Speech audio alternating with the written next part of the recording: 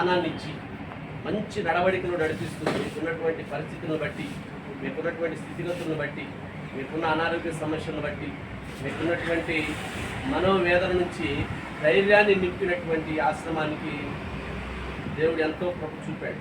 కాబట్టి మీ ఏ పరిస్థితుల్లో ఉన్నారో నాకైతే తెలియదు, కానీ నిన్ను నన్ను సృష్టించినటువంటి దేవునికి తెలుసు. కాబట్టి మీరు తప్పిపోకూడదని, మీరు మార్గం ఏమిటి నడిచిపోకూడదని, అనాథలుగా బ్రతకూడదని మీకు ఒక దేవుని యొక్క కృప చొప్పున మీకు ఒక ఈ ప్రాంతంలో ఏర్పాటు చేసినటువంటి ఆశ్రమంలో ఆశ్రయం కల్పించాడు. మీరందరూ కూడా మీ కుమారులు కానీ పెళ్ళిళ్ళయ్యి మీ కుమారుల్ని మనవరాలను చూసినటువంటి వారు అయి ఉండొచ్చు. మీరందరూ అన్నీ అనుభవించి చిట్ట చివరికి వచ్చినటువంటి పరిస్థితి. కాబట్టి ప్రియమైన బిడ్డారా, మీరు దేవుని కృప ఎల్లప్పుడూ మీకు తోడుగా ఉంది. ఈ విషయాన్ని బట్టి మీరు గమనించండి. ఎందుకంటే దేవుని కృప లేకపోతే మీకు ఈ సముచితమైనటువంటి స్థానాన్ని ఇచ్చేటటువంటి వాడు కాదు. లేకపోతే మీకంటే కూడా దరిద్రులు, మీకంటే కూడా అణగారిపోయినటువంటి వారి రోడ్ల బట్టి ఎంతో తిరుగుతూ ఉన్నారు. కానీ దేవుడు మీకు ఒక నమ్మకాన్ని, ఒక విశ్వాసాన్ని, ఒక స్థిరత్వాన్ని మీకు ఏర్పాటు చేయడానికి ఆయన కృప చూపాడు. కాబట్టి మీరందరూ కూడా ఈ ఆశ్రమంలో చేరి అనేక మందికి ఆశ్రయమైనటువంటి ఒక మనుషులకు ఒక స్థానాన్ని ఏర్పాటు చేస్తున్నారు.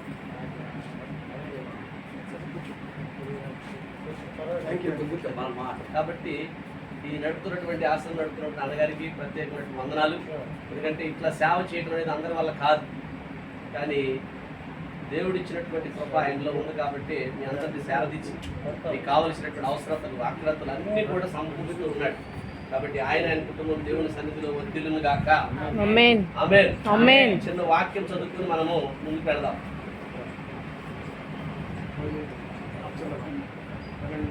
ఓకే.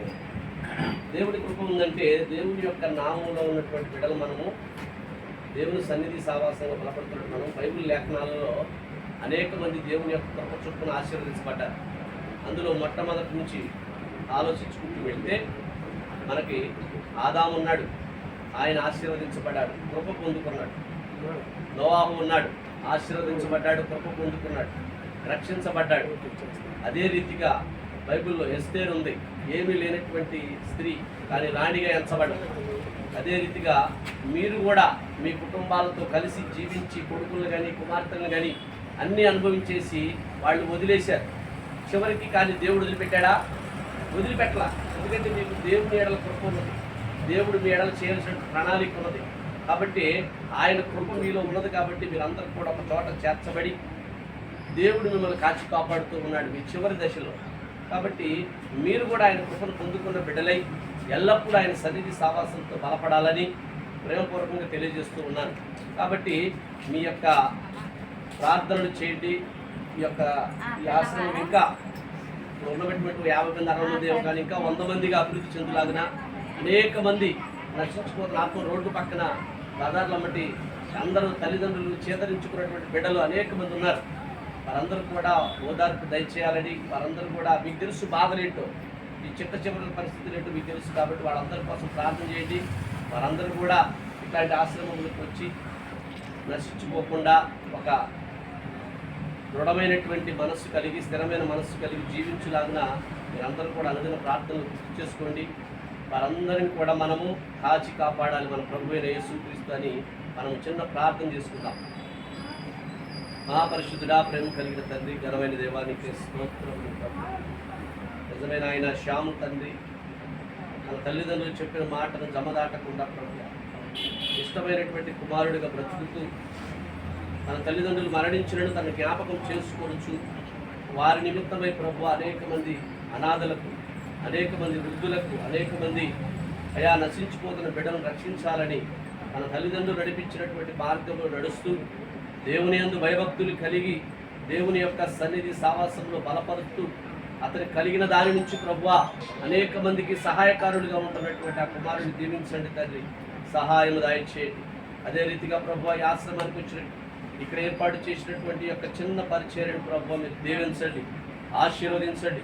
ఇక్కడికి వచ్చినటువంటి దయా ఈ బిడ్డలు ప్రభువా ఎవరు లేనటువంటి నిస్సహాయ స్థితిలో లేకుండా ప్రభు అన్నీ కలిగి ఉన్నటువంటి మా దేవుడు మాకు తోడుగా ఉన్నాడని నమ్మి విశ్వాసంతో ప్రభు ఈ బిడ్డలు బ్రతుకులాగా మీరు చివరి దశలో ఉండగా తండ్రి వీరందరికీ మంచి మనోధైర్యాన్ని దయచేయండి తండ్రి.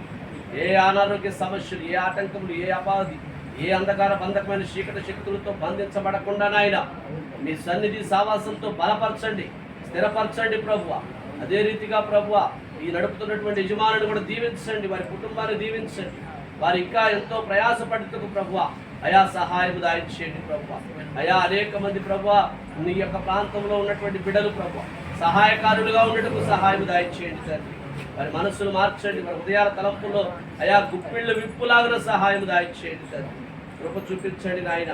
అయా వృద్ధుల పట్ల ప్రభువ కృప చూపించండి నాయన. అయా బిడ్డలకు కావలసినటువంటి అవసరాలు ఆక్రతులు ఏమైతే ఉన్నావో అవన్నీ కూడా యేసు నామములో సమృద్ధి కలుగుటకు సహాయం దాయిచ్చేయమని ప్రభువ ప్రార్థన చేయించున్నాం. కృప చూపించండి నాయన, కనుగరించండి. దయగల దేవాన్ని ఇక్కడ స్తుతులు స్తోత్రములు చెల్లించుకుంటూ అయా ఇక్కడికి వచ్చినటువంటి ప్రతి బిడ్డ ప్రభువ విన్నటువంటి మాటలు వారి హృదయాల్లో నిలుపుకొని ప్రభువ ఆ యొక్క స్థిరమైన మనస్సు కలిగి మనోధైర్యంతో ప్రభువ ఇంకా ముందుకు వెళ్ళుటకు సహాయము దాయిచ్చేయమని యేసు పరిశుద్ధ నామములో అడిగి వేడుకొని ప్రార్థన చేయుచున్నాం పరమ తండ్రి. ఆమేన్. హల్లెలూయా, హల్లెలూయా. వచ్చినటువంటి బిడ్డలందరికీ ప్రత్యేకమైన వందనాలు, ఉన్నటువంటి బిడ్డలకు కూడా ప్రత్యేకమైన వందనాలు.